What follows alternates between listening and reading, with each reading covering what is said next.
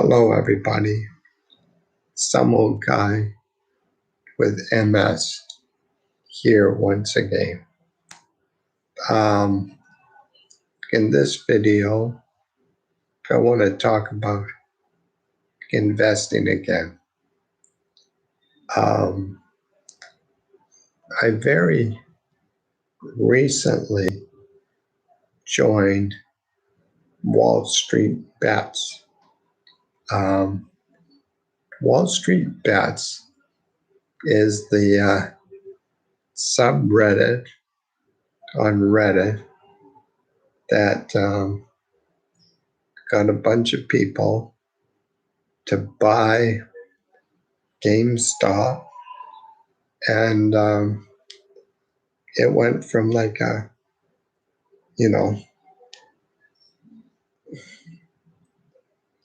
couple of dollar stock up to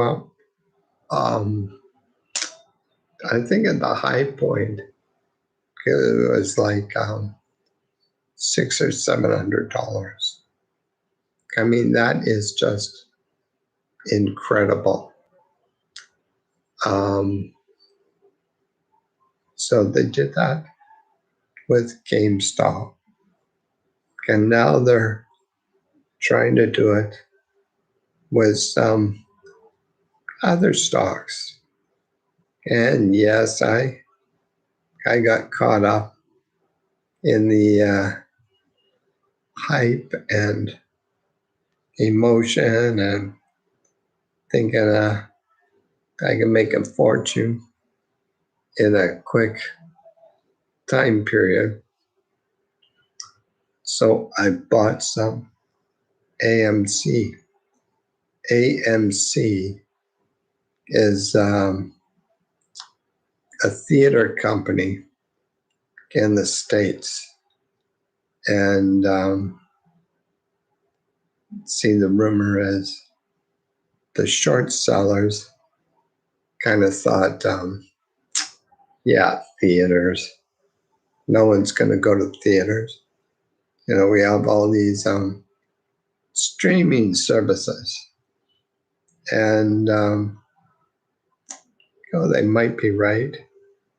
They might not be right.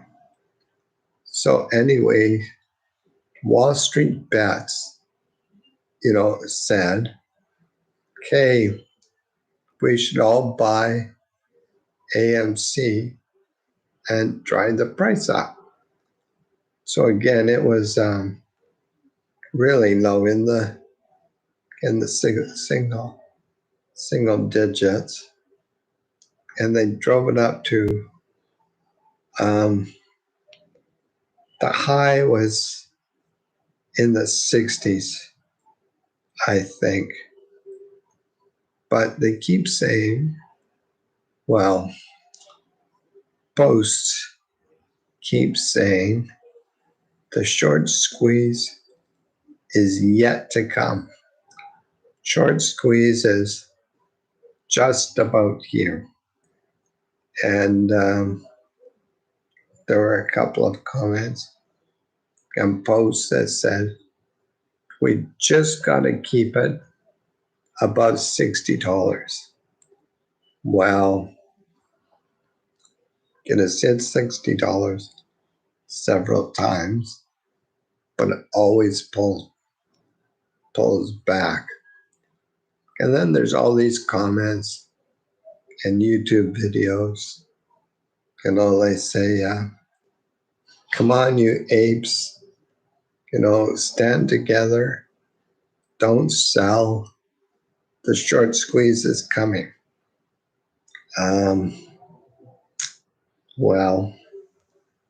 Short squeeze has been coming for, I would say, over a month now.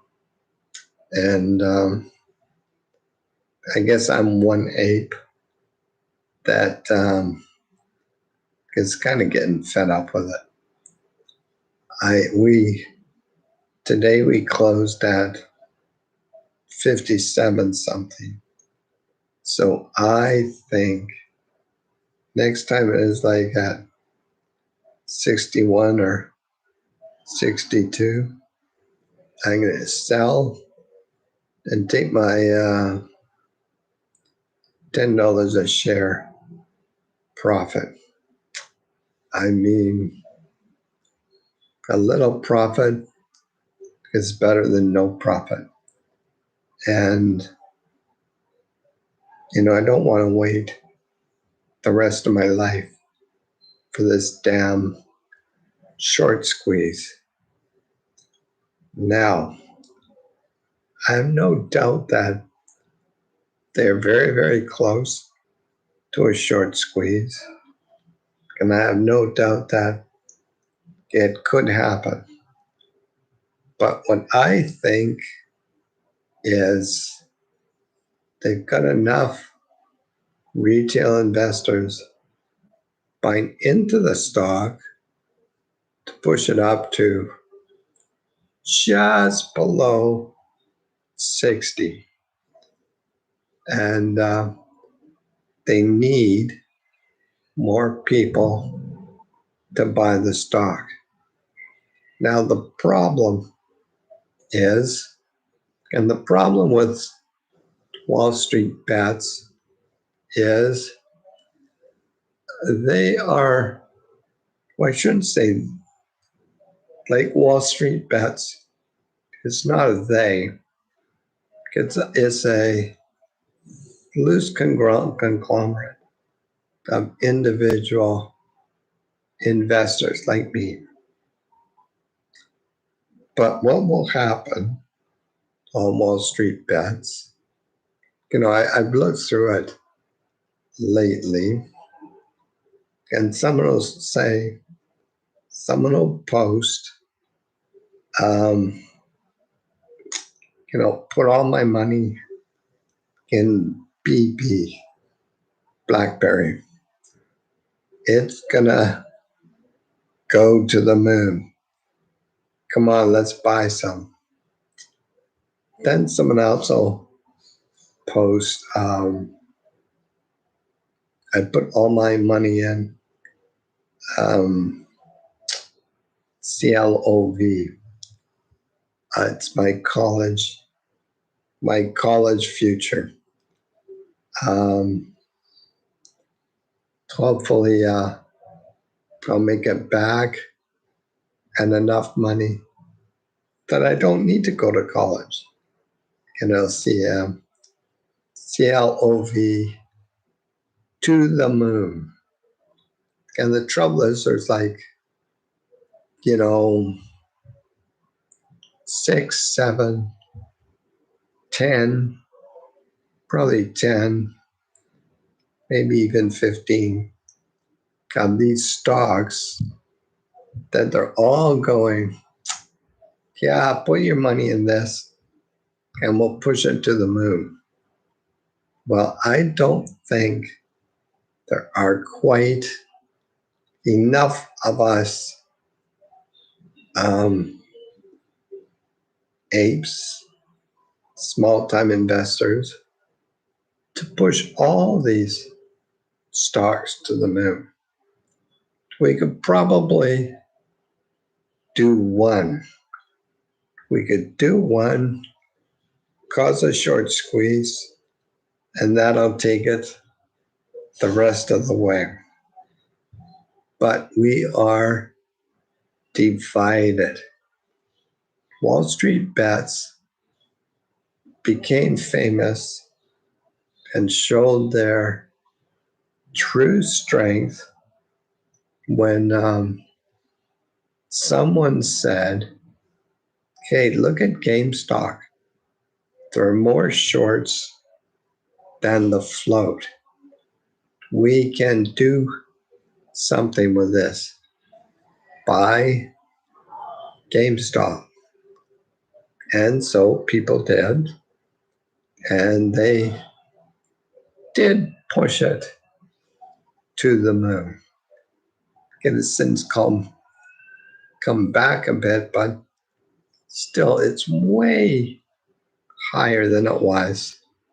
And I believe it's caused at least one short seller to declare bankruptcy.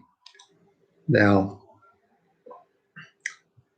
I don't want to cause short sellers to go bankrupt. I just think that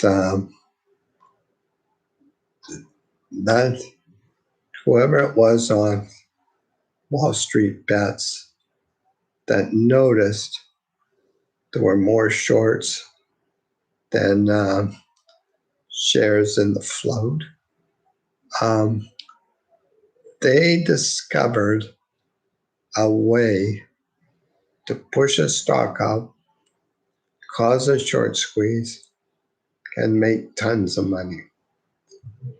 I really don't want anyone to go bankrupt, but I do want to make tons of money. So I think the best thing that all the people on Wall Street bets can do is look at all the stocks that people have, put forward and said, oh, this is a great, this one to the moon, and see which stocks have the most shorts. And the one with the most shorts, all of us should pile into that. Then all of us can make some money. If we're all divided, promoting this stock, promoting that stock, nothing's going to happen. We've got to concentrate our collective force. So, any of you watching this, if you're on Wall Street bets, that's what I think we should do. That's what you should do. Find the most shorted stock and buy it. Now, I was thinking about this.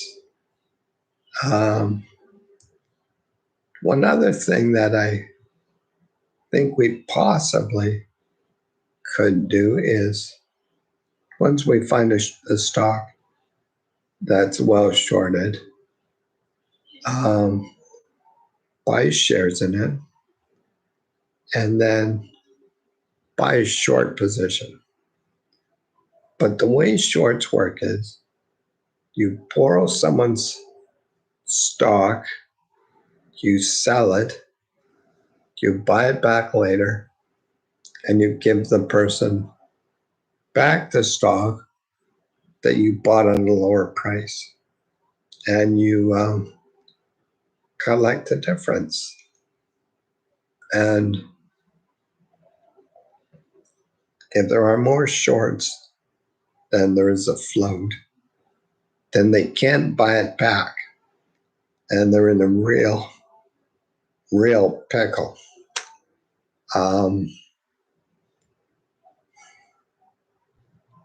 And you see, the other thing is this: short sellers, short sellers are not stupid. I figure we might be able to do the GameStop thing one or two more times. Then after that, the short sellers are going to go, yeah, we got to keep our short position below a certain amount. But what we could do, say we find a stock that's, I don't even know what short positions are, but just humor me. Say we find a stock that's 75% shorted, which I think is huge, but say it's 75% shorted. So what we do is buy buy some shares and specify they're not to be loaned out, and then buy a short position. So we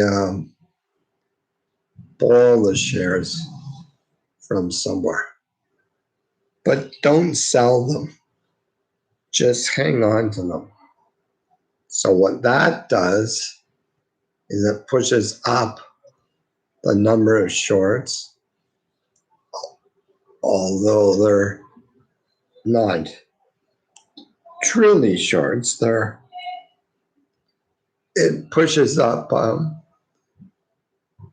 the number of borrowed shares and makes it harder for the short sellers to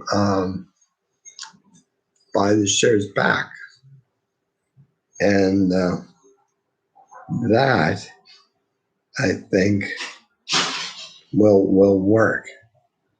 But again, we have to work together. It has to be a concerted effort on all of the retail investors to work together. Anyway, just my thoughts. Now, saying we don't work together, well, I did get caught up in the hoopla.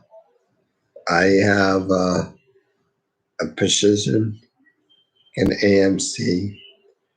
I bought some BlackBerry, and I'm not sure if I read this on Wall Street Bets, but I bought some Churchill Finance. Churchill Finance is an interesting one. I bought it, actually, I bought a lot of it because they're going to help Lucid or Lucid Motors or whatever it is go public. Lucid is another electric vehicle company. They make a car. Well, I think they've got one or two prototypes. They just got a factory, so they haven't really produced anything yet. But Churchill Finance is going to help Lucid go public. And I think that there will be a big pop in it. See, Churchill finances about $25 a share. So it will essentially become Lucid Motors, I think. And it will probably, because it's at $25, it'll probably go public at $25 as Lucid Motors. And then there will be a immediate pop, I think, at least to 50, maybe higher. Now, I talked to my brother about this, and he's not so sure. He says there's a lot of competition in the EV field, which is true. But if you look at Tesla, it's 680 anyway. I mean, that's a huge difference between that and $25. I think that this will go up. And yeah, I put a lot of money into it. got my wife to put money into it. So we'll see what happens. But that's not a Wall Street's bets short or short squeeze play or anything like that. That's just a stock that I think will do well. Anyway, well, I think that about wraps it up. Oh, yes, I've got to say, I am not a financial advisor. This is just what I'm doing. If you want to do it too, great, but that's on you. Um, and also, please subscribe, like, share, and comment. I love getting comments. What stock do you think will pop or has a great immediate future? And are you a member of Wall Street Bets? Let me know in the comments below. So I think that is just about that. And communication.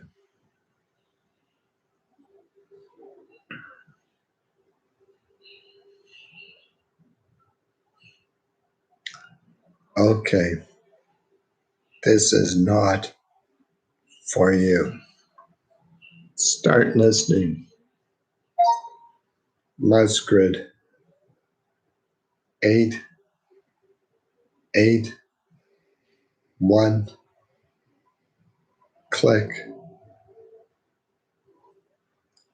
Musgrid 833. Click. Bye bye.